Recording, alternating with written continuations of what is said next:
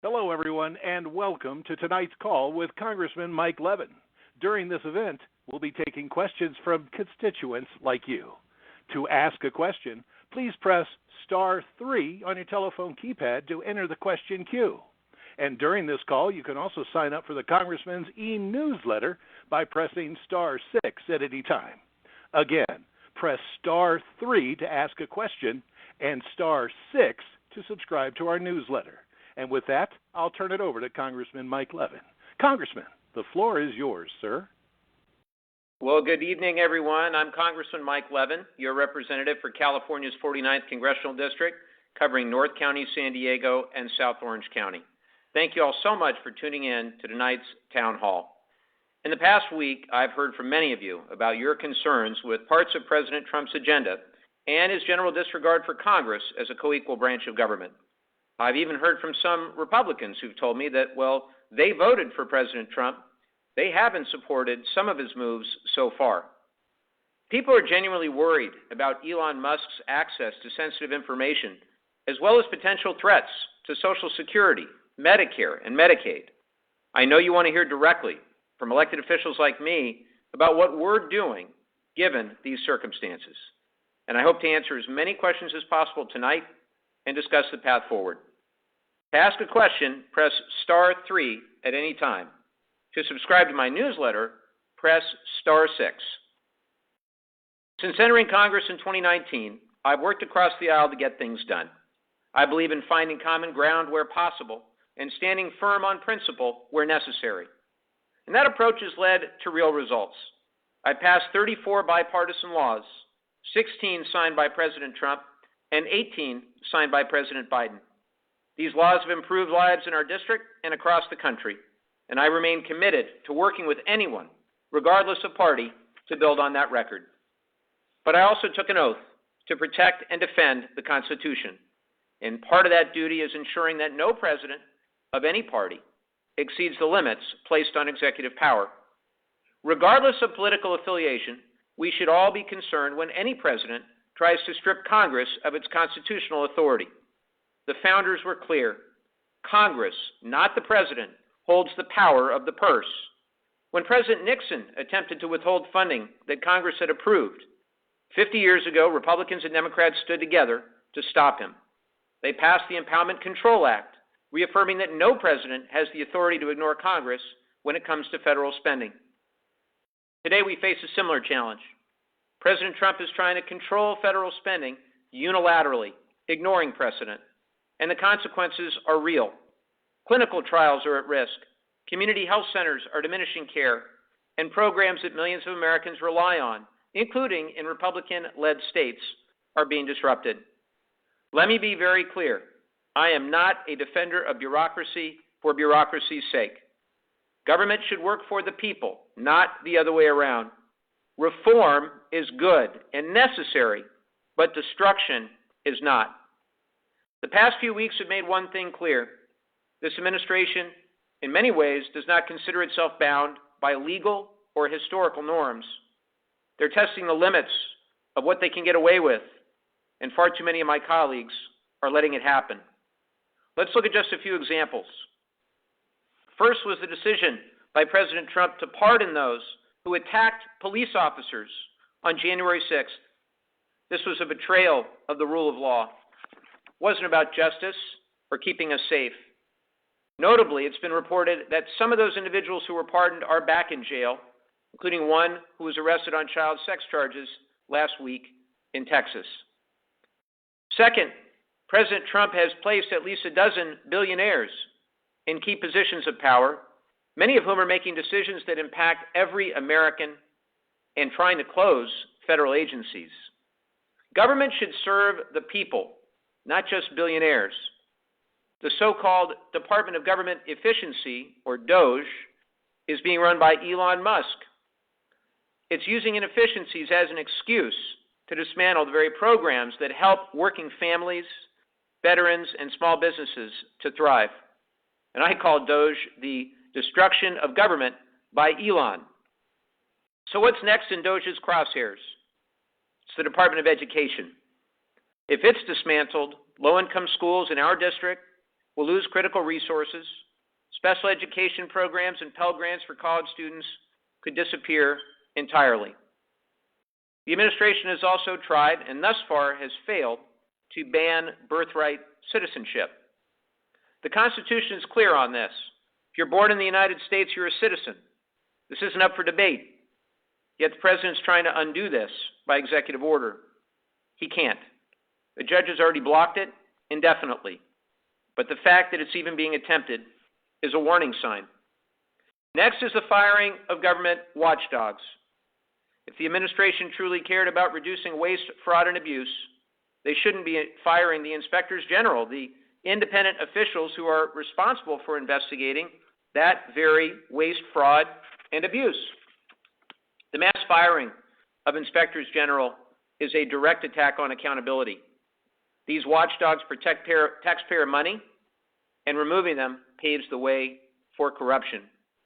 No one is currently watching the store. Next is the attempt to eliminate USAID, and I know a lot has been written and said about this, but it's important for you to know as our constituents that this agency provides disaster relief, it fights famine, it strengthens democracy worldwide.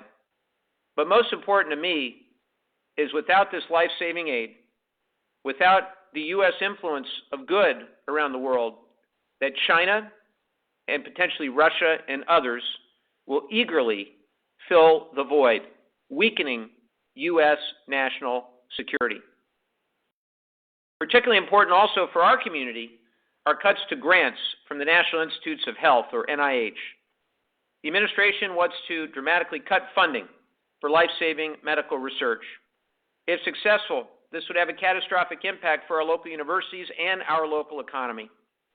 UC San Diego and UC Irvine, for example, are global leaders in medical research, and they'd stand to lose hundreds of millions in funding if these cuts go through. This will mean slower progress towards cures for cancer, Alzheimer's, ALS, diabetes, and other deadly diseases.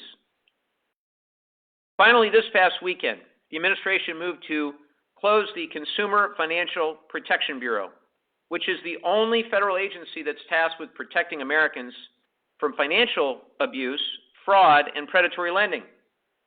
Closing this agency would cut important consumer protections and will impact all our pocketbooks, and those who will benefit are the big banks and the billionaires. As a reminder, press *3 at any time to ask a question, and press *6 to subscribe to my newsletter. So all of this leads to two big questions. Where is Congress, and where do we go from here? Congress has a duty to act. We must uphold the Constitution and put checks on executive overreach, just as our founding fathers intended. Unfortunately, too many of my colleagues are looking the other way, afraid to stand up for the separation of powers because they fear political backlash. But our system of government only works if we all do our jobs, regardless of party.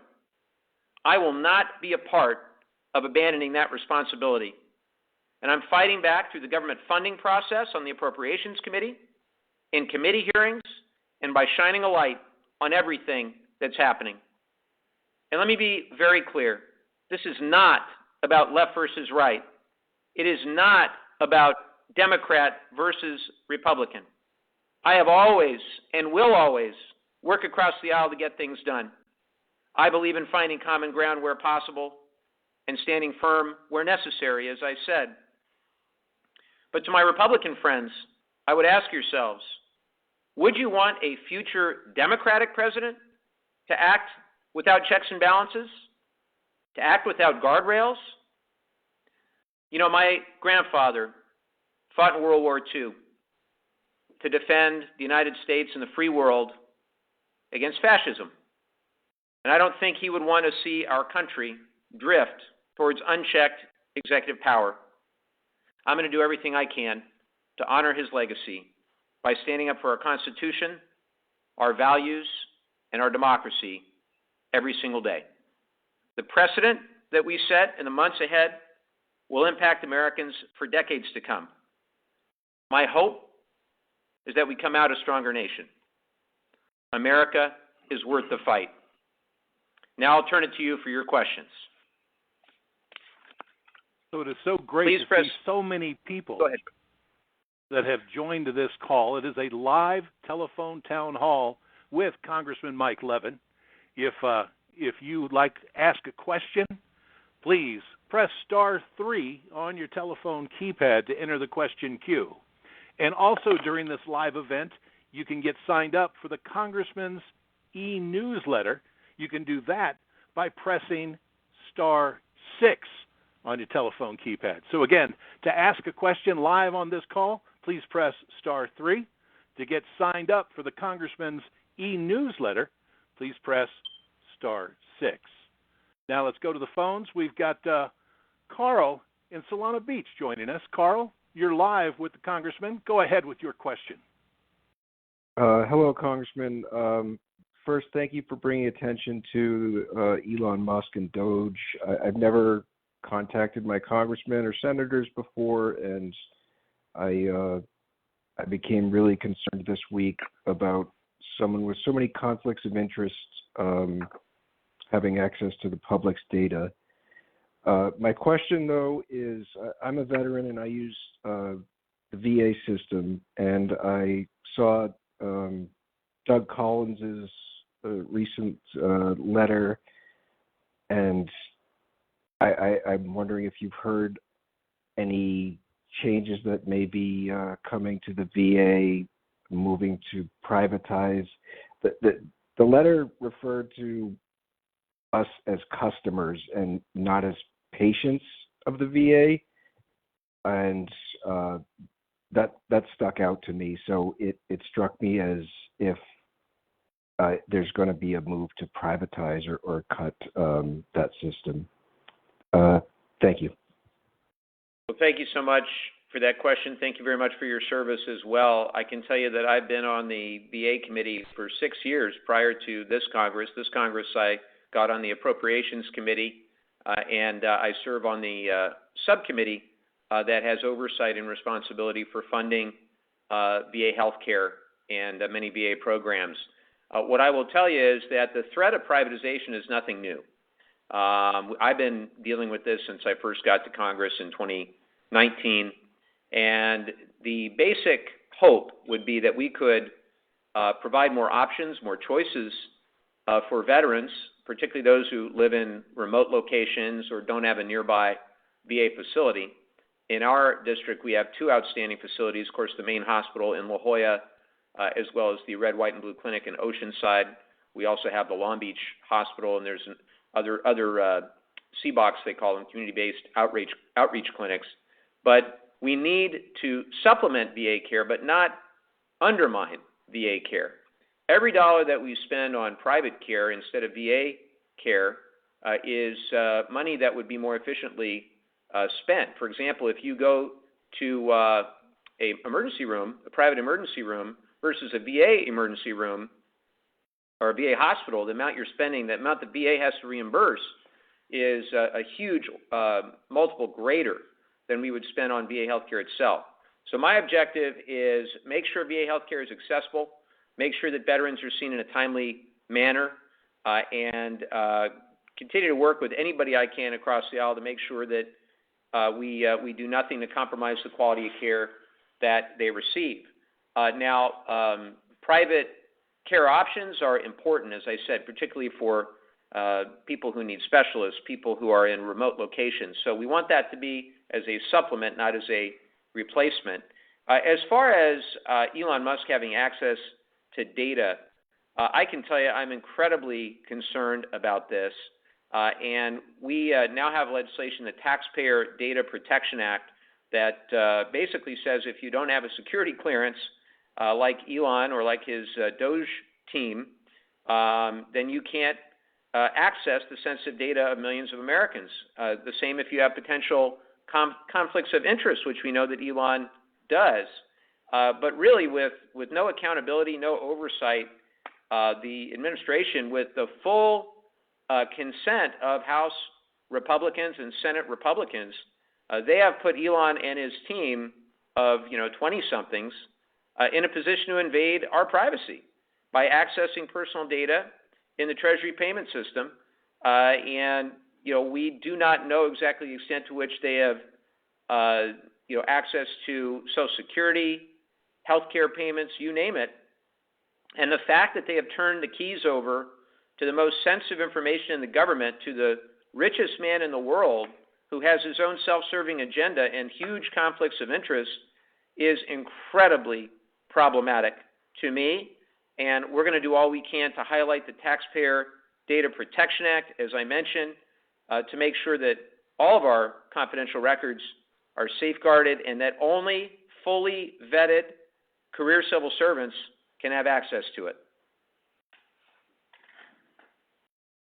Moving on to our next caller, we've got Jeff in Carlsbad on the line.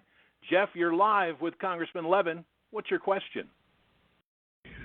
First, let me say thanks for your service. I appreciate you representing us. I'm a constituent from Carlsbad. I'm glad you're in the House. I'm glad we have your voice. It's a voice of reason. I'm sure, at least 50 or 55% of this country are greatly concerned about slipping into an oligarchy. When all the tech giants were seated in front of the cabinet members, it was a real uh-oh for me. What can we do if he being President Trump, if he is not going to respect the court's decisions? What's our plan going forward if he just simply continues to reject? Well, I worry about this as well, and I'm going to do a number of things publicly and privately. One of them will be appealing to my more reasonable colleagues across the aisle who know that this is fundamentally wrong. They have the same Constitution that I do, and there is no doubt about it. For example, the power of the purse belongs to Congress and Congress alone. We are a co-equal branch of government, and the Constitution says no money shall be drawn from the Treasury but in consequence of appropriations made by law, right there in Article 1.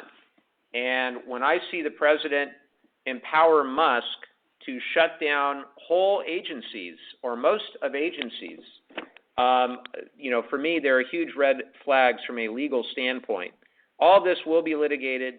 I do believe that in many of these cases, the Supreme Court will weigh in, and regardless of what Trump may do with regard to decisions of the lower courts, I do think that once things get to the Supreme Court, I do hope that common sense will prevail on some of these things. And I look at, for example, the recent case. This is a little bit in the weeds, but there is a recent case which ended something called the Chevron Doctrine. The Chevron Doctrine basically was a long-standing precedent that said that legislation had to be drafted in such a manner, or if legislation is drafted in such a manner to direct agencies of the executive to basically fill in the details to carry out the legislative intent, that those agencies had the latitude to do that. But recently there was a case, Loper-Bright, last year that the Supreme Court decided that narrowed significantly the power of the executive to interpret the statutes as passed by Congress. So it was a narrowing by this Supreme Court, by these exact same 9 justices, a narrowing of executive power and a reinforcement that Congress needed through specificity, through more prescriptive language, had the ability and the responsibility to create and authorize programs. And I think that same argument will hold true. I think that Article 1 is very clear that Congress has the ability to, not only the ability, the responsibility and the authority to authorize programs and then to appropriate funds. And I do think that there is significant precedent for that ever since the 1974 Impoundment Control Act. And so that's one example that I'm focused on because I'm an appropriator. I think that it'll be very, very difficult if the Supreme Court weighs in for this administration or any administration to, just ignore that.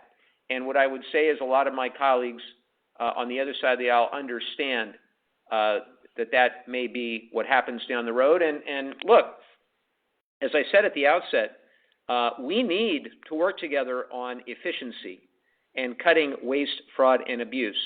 And it would be one thing, Don Bacon from Nebraska, a Republican member from Nebraska, he said something yesterday I thought was spot on, which is it would have been one thing if Republicans and Democrats had come together and tried to discuss the merits of the different programs and initiatives being run by, for example, USAID. I'm sure there would be key differences on the work of USAID, just as there would be any agency. But it is the role and the responsibility of Congress to debate the spending that we do, item by item. It is painstaking work. It is not always easy work. And when you have a narrow majority, as the Republicans do, it means you're going to have to work with Democrats. And if Democrats have a narrow majority, it means we're going to have to work with Republicans. But that's the process. And what Trump and Elon have done, even if you like, to my Republican friends, even if you like the policy outcome, if you want those policies to last beyond the courts shutting them down or saying they were illegal or unconstitutional, or if you want them even to last beyond this next 4 years, longer term, then you should want Congress to do its work, not for Elon Musk to be in charge and to shut agencies down wholesale. I hope that makes sense to people who are listening.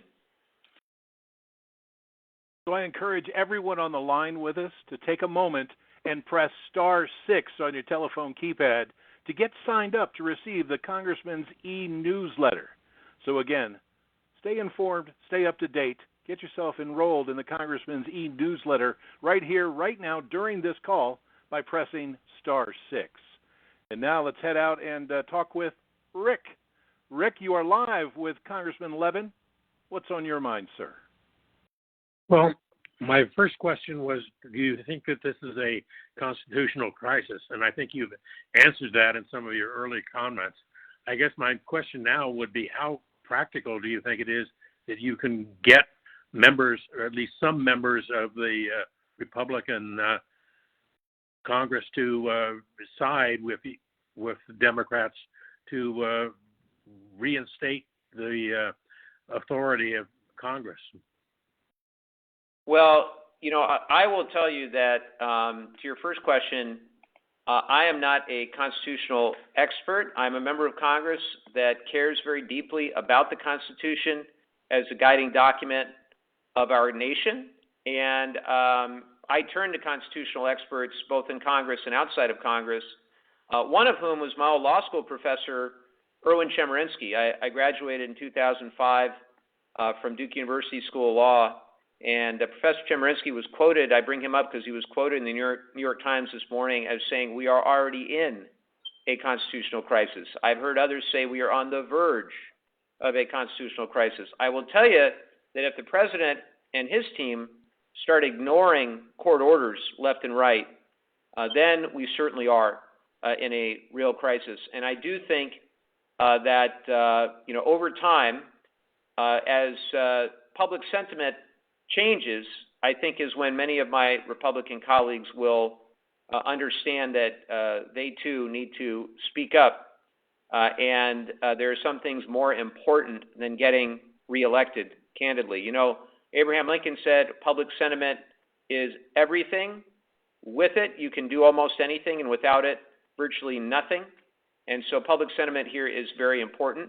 Obviously, we're only a few weeks since the president's inauguration.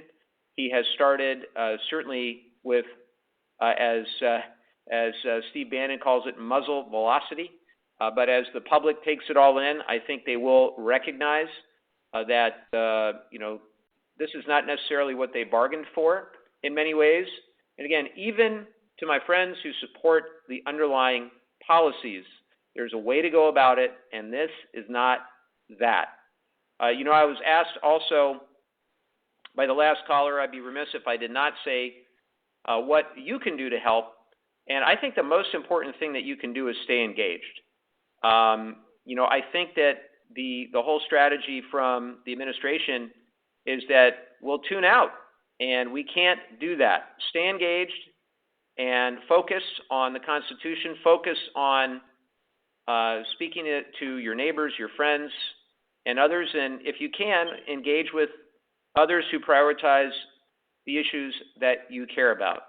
And I'm hopeful that we will look back at this time and know that we were tested, but that we came out stronger as a country. All right, next up we've got Richard in Oceanside. Richard, you are live on the call. What's your question, sir? Hi, Congressman. This is Richard Hernandez in Oceanside. I think you've addressed a lot of what I'm concerned about concerning Elon, but I think part of Elon's strategy is to just pour on all these crises in front of us so that we can't keep up with it anymore. I mean, you read one thing, he's shutting down one agency, he's accessing sensitive data that he has no clearance for. It's like it's almost impossible to keep up with what he's doing. So I'm wondering, why hasn't he been called to task for it? Why hasn't he been called into Congress? Why hasn't Congress subpoenaed him? Why isn't something being done like to stop the speed at which he's doing things? Thank you for taking my question. Yeah. Thank you very much for that question. Well, I can tell you that we tried to subpoena him, and you have to have the support of the majority party. They control the gavels, and they have a tremendous amount of influence over the process for the next 2 years. And so, my hope is to appeal to them as best we can. Those who are open to really just to precedent and common sense and basic checks and balances. Again, I have said to them, many of my friends, and they are my friends, they are Americans, they care about their families, they care about this country. And, my question to them is, Donald Trump isn't going to be president forever. We'll eventually have a Democratic president. Do you want that Democratic president to have no guardrails, to have no checks and balances? It doesn't make sense to only support no guardrails when the policy priorities align with yours, because we have a 240-plus year history of government that changes parties all the time, the people we have in the House, Senate, and White House. I'm also, I think, very importantly for me, I'm also focusing on a lot of the actual outcomes of some of the decisions that Musk is making. We talked about USAID, but I think it's important to talk about, for example, the Department of Education and what they want to go after with the Department of Education, according to the reports. Things like Title I, which help low-income students. My son and daughter are in a Title I public school, and I can tell you that Title I funding from the federal government is a important supplement that helps a lot of at-risk children. Just the same IDEA, which is funding for special education, special needs, funding for free and reduced meals. All of those are critically important. Pell Grants as well for those who are trying to go to college. All these programs that are on the chopping block from Musk are programs that invest in kids and have amazing return on investment. When you look at the return on investment, for example, for programs for at-risk youth, and you consider their long-term economic and social outcomes, their rates of incarceration, the amount of taxes that they pay over the course of their careers, the estimates that I've seen suggest that for every dollar you spend on that child, you get a return back of anywhere from $4 to $16 in what you've spent. So that's an example where it's really, just cutting our nose to spite our face. The desire for efficiency is one thing. The desire to eliminate bureaucracy is a healthy thing to discuss. But why are we going after the programs that hurt kids? And really, for what purpose? The Republicans want to pass a major tax cut They want to extend the provisions in the 2017 Trump tax plan, and doing that would cost around $5.5 trillion at minimum. And that's just to extend the 2017 bill. If they were to incorporate some of the things that Trump talked about on the campaign trail, no tax on tips, no tax on overtime, and no tax on Social Security, the independent estimates that I've seen suggest it would roughly double that $5.5 trillion to around $11 trillion. So you figure today our debt is $36.1 trillion. This would add dramatically to that. Moreover, the interest on the debt that we pay currently is approaching $1 trillion. Obviously, the numbers would go up from there if we have another $11 trillion tagged on. So what's interesting, what's happening right now among the Republicans is, and I hope you all don't mind if I just share this for a minute, they are having an internal dispute over how to get this tax cut, and that tax cut does disproportionately benefit the wealthiest Americans, but how to do it.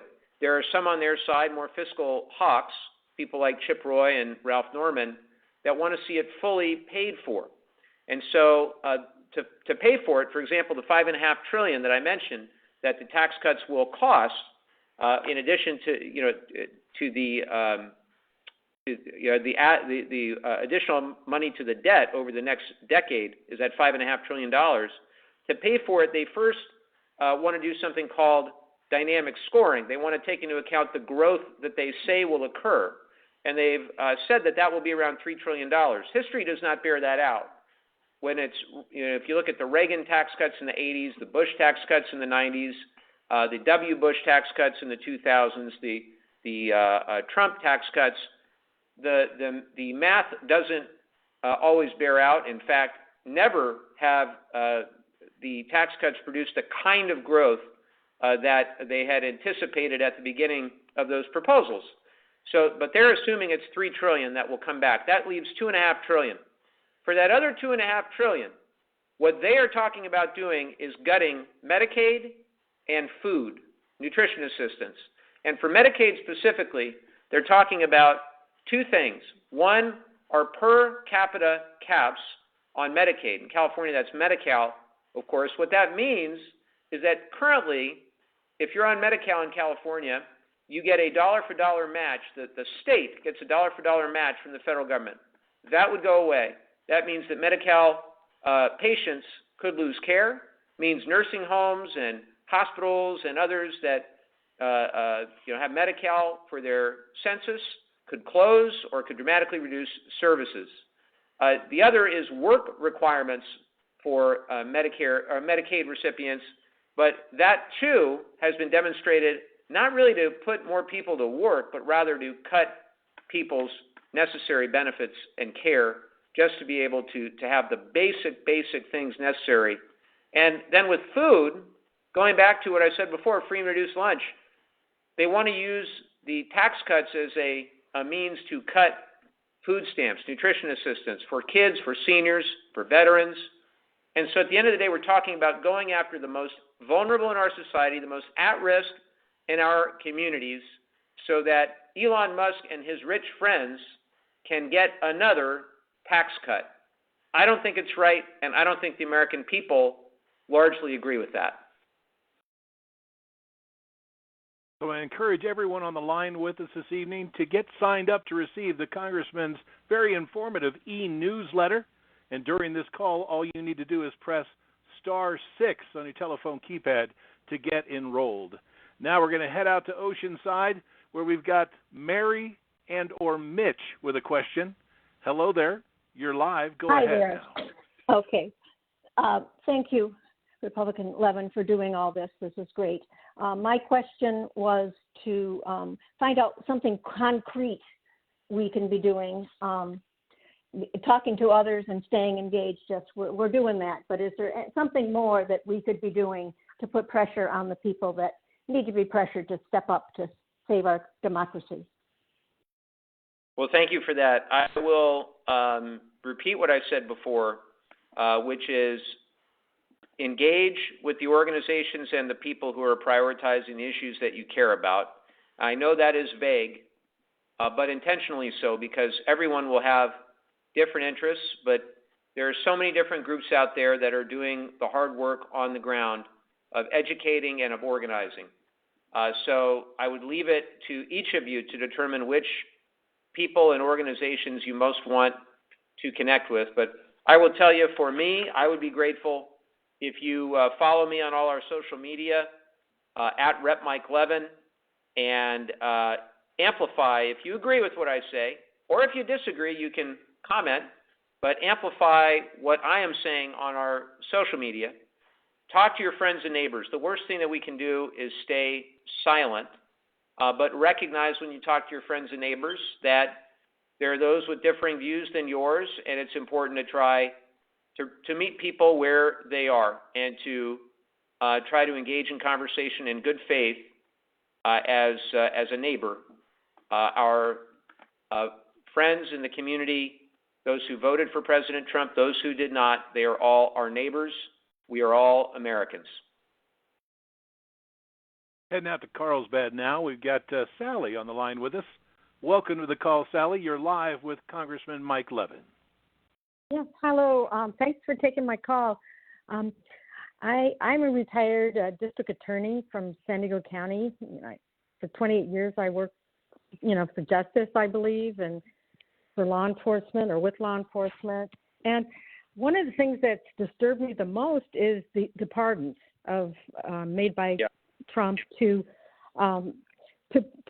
people that were convicted of hurting police officers, and with the stun guns and the poles and everything.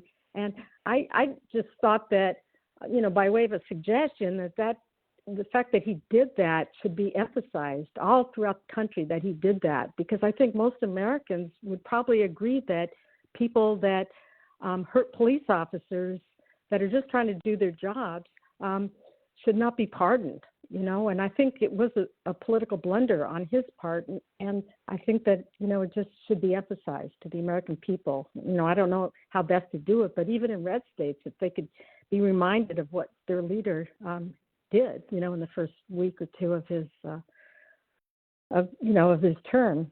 And so that's kind of what I wanted to say about law and order, that I think most people in general would say that they believe in it, but then we watch how so little regard is being, placed on that by the Trump administration. And of course, Elon Musk horrifies me, with the Nazi salute. I'm a Jewish person, so if you ask any Jewish person what that meant when he did that, there's no doubt, who he was appealing to. And, it's just scary, all the anti-Semitism that's going on in this country as well. So I guess those are my thoughts right now. Well, thank you so much for sharing those thoughts with me. What I will tell you is that every day when I come into the U.S. Capitol and to the Capitol complex, I am greeted by familiar faces from U.S. Capitol Police that I know.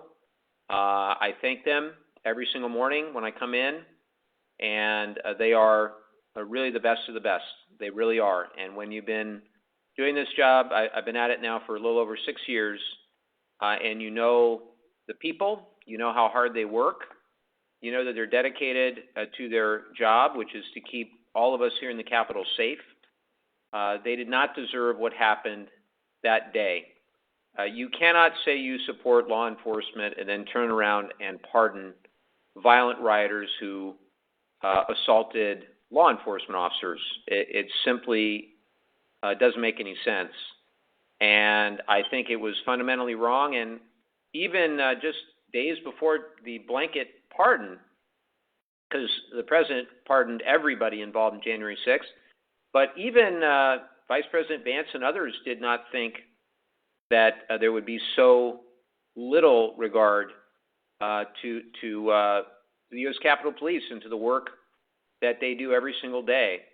I can tell you after January 6th, there was an incredible outpouring, deserved outpouring on a bipartisan basis, thanking our U.S. Capitol Police for their bravery and their sacrifice that day and every day before and every day since. And to see the complete disregard for their service and sacrifice was incredibly discouraging. And I can just tell you how grateful I am to them and to our law enforcement back home for the sacrifice that they make to keep our communities safe.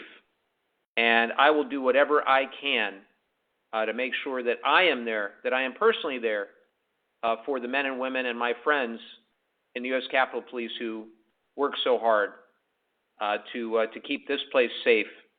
Ultimately, it's just a dark, dark moment. And in bringing it up in my introduction and often, I intend to make sure that their memories, those who were assaulted and others who were impacted, their families, that they are not forgotten.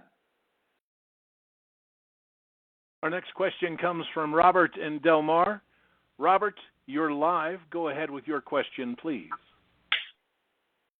Good evening, Congressman Levin. I really appreciate that, and I can't imagine the job that you have, because it must be like talking to the wall most of the time. My question really is, why have some Democrats voted for some of these obviously unqualified cabinet nominees? Why aren't they being shut out?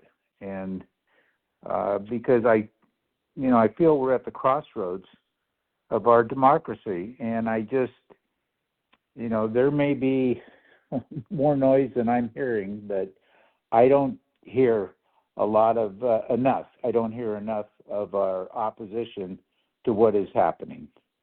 And Trump, with his definitely unqualified cabinet nominees, is one of the huge problems I have with him.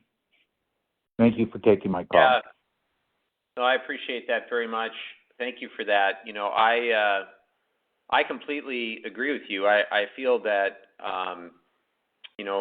perhaps it was a week or two before the Senate individuals, the members, recognized what was really happening with regard to, as I said before, the muzzle velocity that, as Steve Bannon calls it, or the flooding the zone.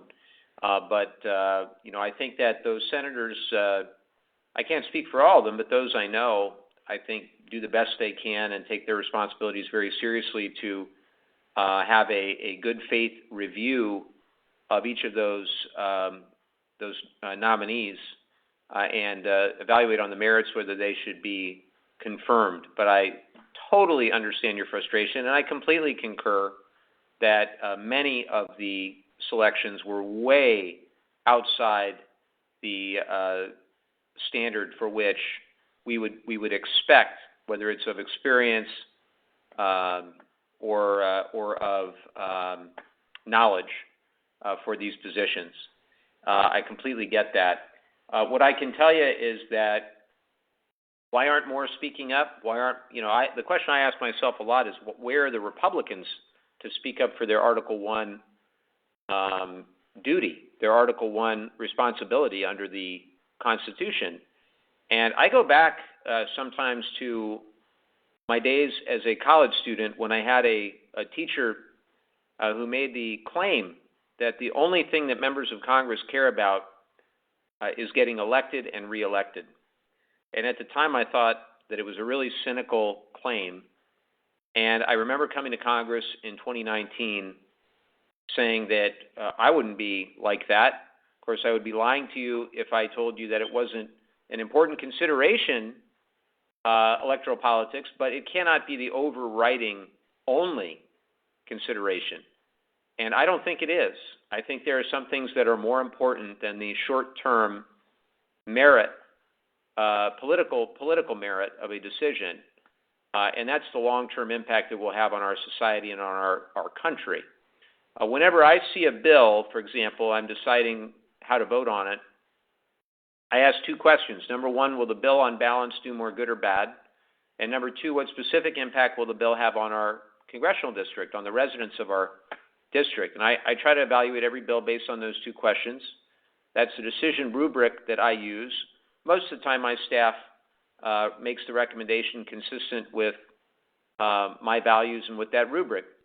But if my only decision were, will it get me elected or reelected, I think that would be a very cynical and unfortunate way to approach this job.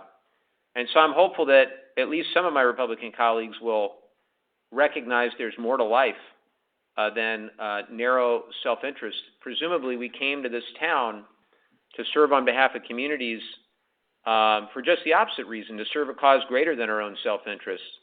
And as I mentioned in the intro, I think often of my grandfather, whose portrait is hanging up here on the wall that I'm looking at right now, hanging over my shoulder.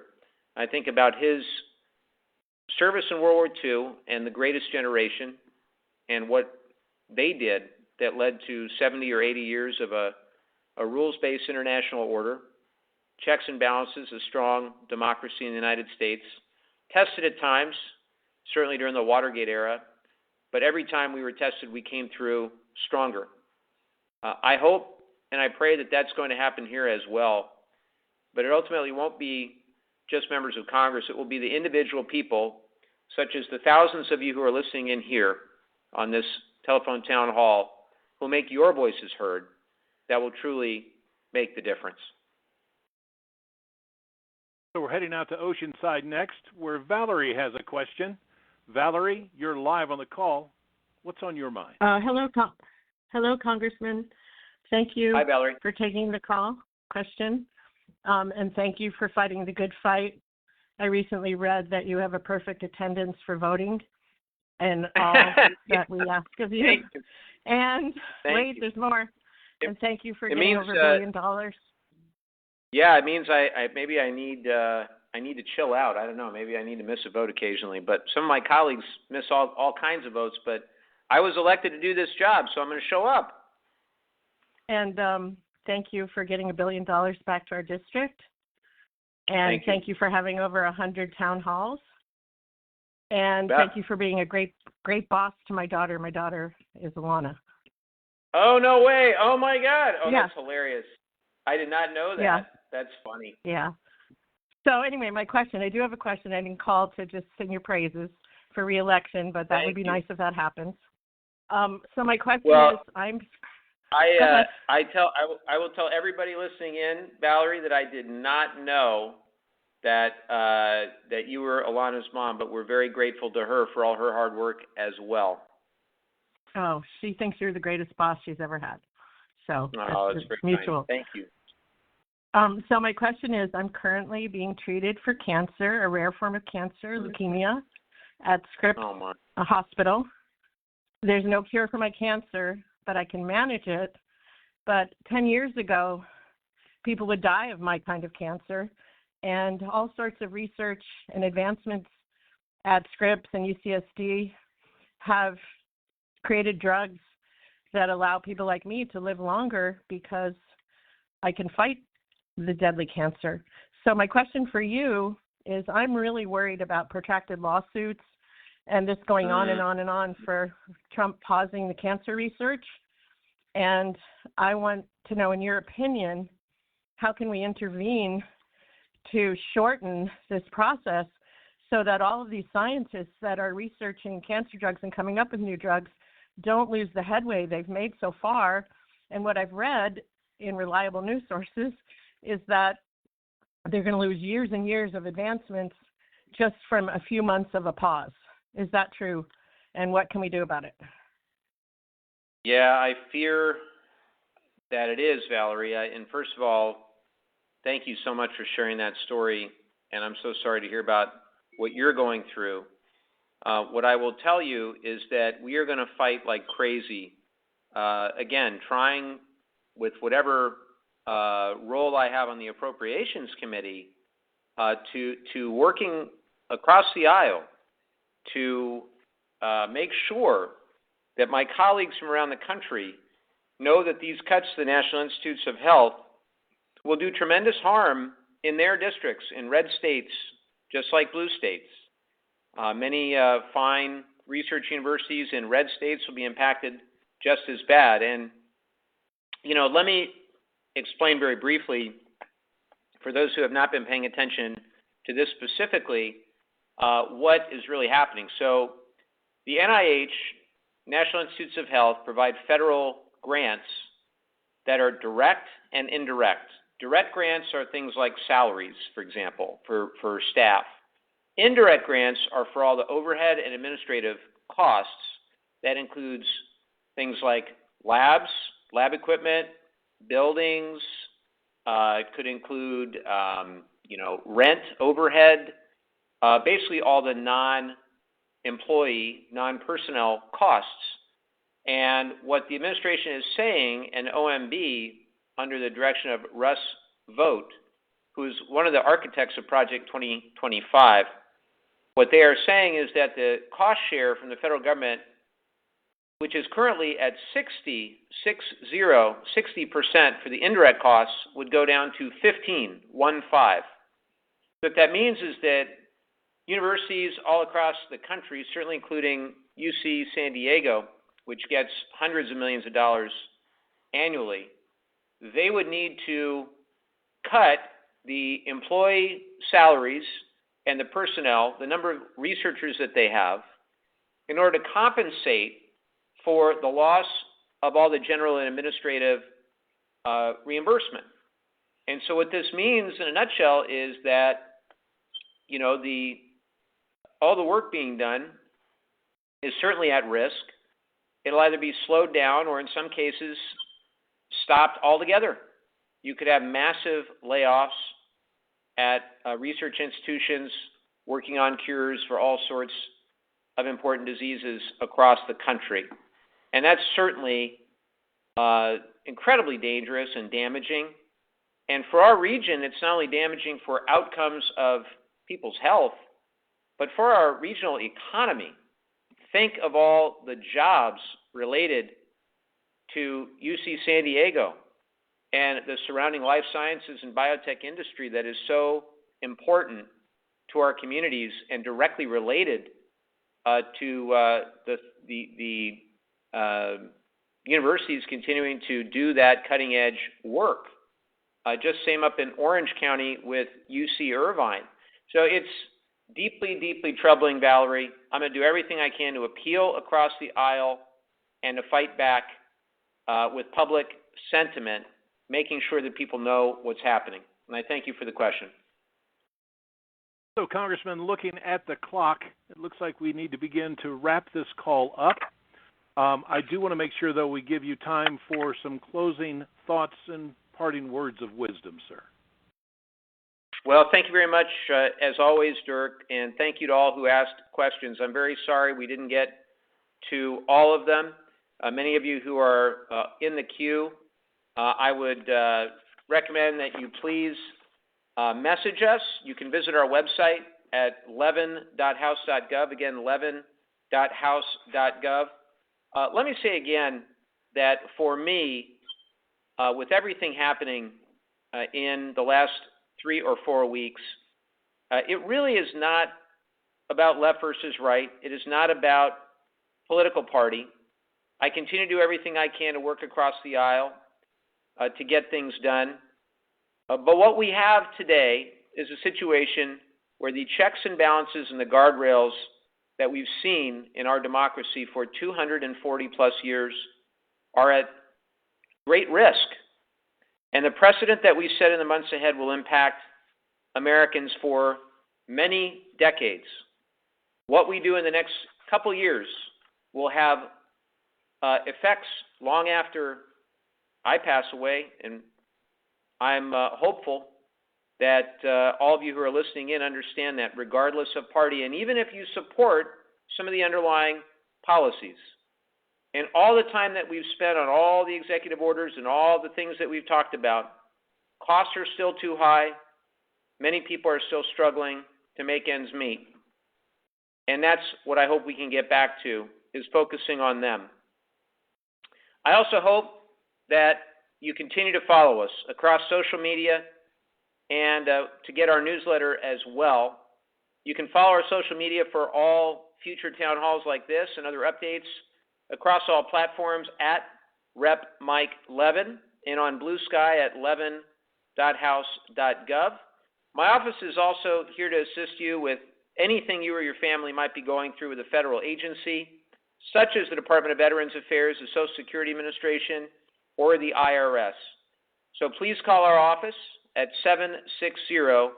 760-599-5000 if we can be of any help. Again, that number is 760-599-5000. Until I see you in the community or in another town hall like this, I hope everybody has a great rest of the week. Thank you very much. Echoing those words of thanks. So thank you, everyone, for joining tonight's telephone town hall with Congressman Mike Levin. Now, if you haven't spoken to a member of our team yet about subscribing to the Congressman's e-newsletter, simply stay on the line, and at the sound of the tone, please spell out your name and your email address. Do that slowly for us, and we'll get you signed up. Thank you again for sharing your time with us this evening. We hope you stay healthy and safe, and have a good evening. Good night, everybody.